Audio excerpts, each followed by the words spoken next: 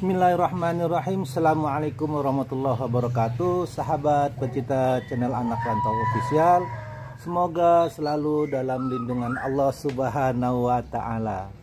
Salam pemimpin yang adil, salam pemimpin yang amanah, salam pemimpin yang berpihak pada rakyat Indonesia. Buzzer saling serang, saling gontok-gontokan ketika Pak Anies Rashid Baswedan menyambut antusias di Sumatera Utara. Bagaimana antusias masyarakat Sumatera Utara yang menyambut kedatangan Pak Anies Rashid Baswedan di Sumatera Utara. Sementara buzzer saling serang, saling bantah-bantahan, saling gontok-gontokan. Yang mana ketika Ade Armando mengajak atau menghimbau umat Kristen kompak untuk mengalahkan Pak Anies Rashid Baswedan. Kemudian Abu Janda membantah bahwa ada yang bergeser di kepala Pak Ade Armando. Nanti saksikan bagaimana videonya nanti, saudara-saudaraku, sahabat-sahabatku semua, antara Ade Armando dan Abu Janda. September itu juga beredar foto Anies mengenakan stola saat meresmikan pembangunan gereja Bethel di Penjaringan, Jakarta. Stola warna putih yang dikenakan Anies adalah semacam shawl yang dipakai para pendeta saat sedang beribadah di gereja. Itu semua adalah sebuah cara kubu Anies berusaha mendekati umat Kristen. Saat ini ia masih lakukan kampanye terbatas di gereja Jakarta. Namun tentu saja diharapkan suara dari para pendeta Jakarta itu menggema ke seluruh Indonesia. Kubu Anies tahu jagoannya itu hanya akan menang kalau bisa memecah suara pemilih Kristen. Sekarang semua bergantung pada umat Kristen. Kekompakan pemilih Kristen akan menentukan apakah pada akhirnya Indonesia akan dipimpin Anies atau Ganjar.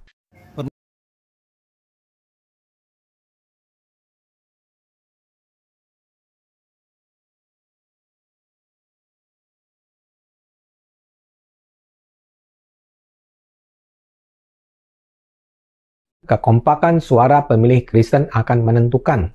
Begitu suara pemilih Kristen terbelah secara timpang, Anies akan bisa mengalahkan Ganjar. Maaf ya, tapi semenjak digebukin kayaknya ada yang geser dikit di kepalanya Bang Ade Armando. Agak-agak error dia.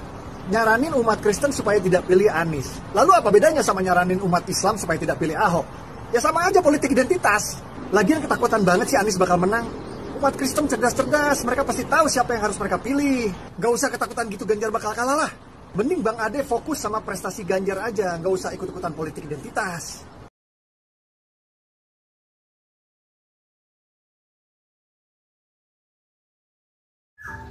Mereka selalu memframing politik identitas, politik intoleran, politik dekat Islam radikal. Rakyat itu sudah cerdas, medsos-medsos sudah di mana-mana. Jadi framing-framing seperti itu sudah tidak laku lagi di kalangan masyarakat. Yang kita harapkan kepada calon-calon pemimpin nanti itu adalah ide dan gagasan. Ide yang gagasan ini yang kita harapkan bagaimana untuk menyelesaikan problem bangsa ini. Dimana kita tahu bagaimana problem bangsa ini begitu kompleks. Nah, itu yang kita pengen harapkan, gagasan dan ide bagi calon-calon pemimpin yang akan datang. Mulai dari perpecahan antar anak bangsa, mulai dari isu ekonomi, mulai dari isu penegakan keadilan, mulai dari utang negara yang begitu besar. Yang kita harapkan bagaimana ide dan gagasan calon-calon pemimpin ini untuk menyelesaikan permasalahan yang begitu kompleks ini gitu.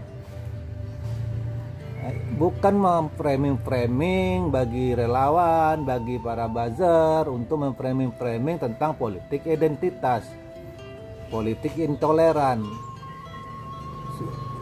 Framing-framing itu yang tidak diharapkan lagi oleh masyarakat. Masyarakat sudah tahu semuanya, masyarakat sudah cerdas. Masyarakat berharap bagaimana calon pemimpin ke depannya bisa memberi perubahan terhadap bangsa ini. Bagaimana ke depannya bisa memberikan kesejahteraan kepada rakyat. Bagaimana ke depannya calon pemimpin ini bisa menyelesaikan permasalahan bangsa yang begitu banyak ini. Utangnya bangsa ini seperti apa besarnya. Itu yang diharapkan. Dan bagaimanapun calon pemimpin akan melihat rekam jejak yang akan dipilihnya.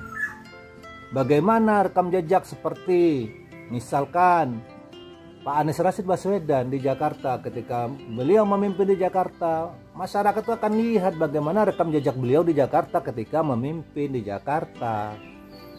Bagaimana kebijakan Pak Anies, bagaimana prestasinya Pak Anies, bagaimana etikanya Pak Anies, bagaimana sopan santunnya Pak Anies di Jakarta. Begitu juga ketika ada calon pemimpin seperti Pak Ganjar Pranowo, bagaimana Pak Ganjar Pranowo di Jawa Tengah memimpin, bagaimana kebijakannya terhadap masyarakat Jawa Tengah, bagaimana etika dan akhlaknya di Jawa Tengah ketika beliau memimpin, bagaimana prestasinya Pak Ganjar di Jawa Tengah. Itu yang dilihat oleh masyarakat sekarang, bukan framing-framing tentang politik identitas. Itu sudah tidak laku lagi di kalangan masyarakat. Jual isu Islam radikal sudah tidak laku lagi di kalangan masyarakat. Masyarakat kita ini sudah cerdas, sudah melek politik. Antara buzzer saling gontok-gontokan, sementara Pak Anies Rashid Baswedan disambut antusias di Sumatera Utara.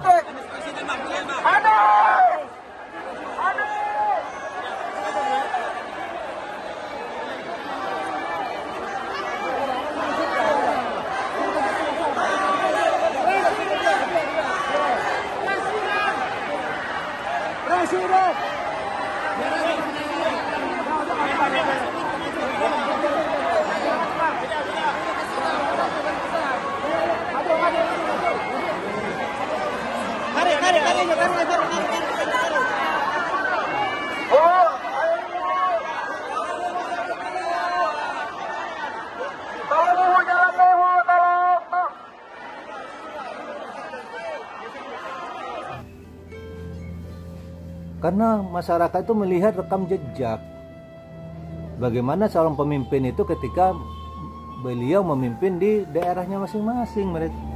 Itu yang diharapkan oleh masyarakat sekarang. Kita berharap calon pemimpin itu adu ide dan gagasan untuk menyelesaikan permasalahan bangsa ini. Gitu. Masyarakat sudah tidak mau lagi framing-framing masalah politik identitas, Islam radikal, intoleran. Itu sudah nggak dibutuhkan lagi. Masyarakat sudah tahu framing-framing itu. Dan juga begitu juga gimana lembaga survei mengeluarkan hasil surveinya masalah elektabilitas calon pemimpin. Masyarakat sudah tahu, walaupun itu penggiring opini. Publik sudah paham, sudah ngerti gitu. Makanya lembaga-lembaga survei ini di pandangan masyarakat, pembicara masyarakat bahwa lembaga survei ini adalah hama demokrasi. Itu masyarakat sekarang sudah melek tentang politik. Masyarakat sudah berharap bahwa calon-calon pemimpin yang akan datang adu ide dan gagasan.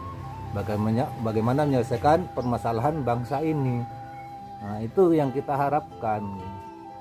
Jadi kita sudah tidak terpengaruh lagi dengan framing-framing tentang politik identitas. Oke teman-teman semua, sahabat-sahabatku, terima kasih. Wassalamualaikum warahmatullahi wabarakatuh.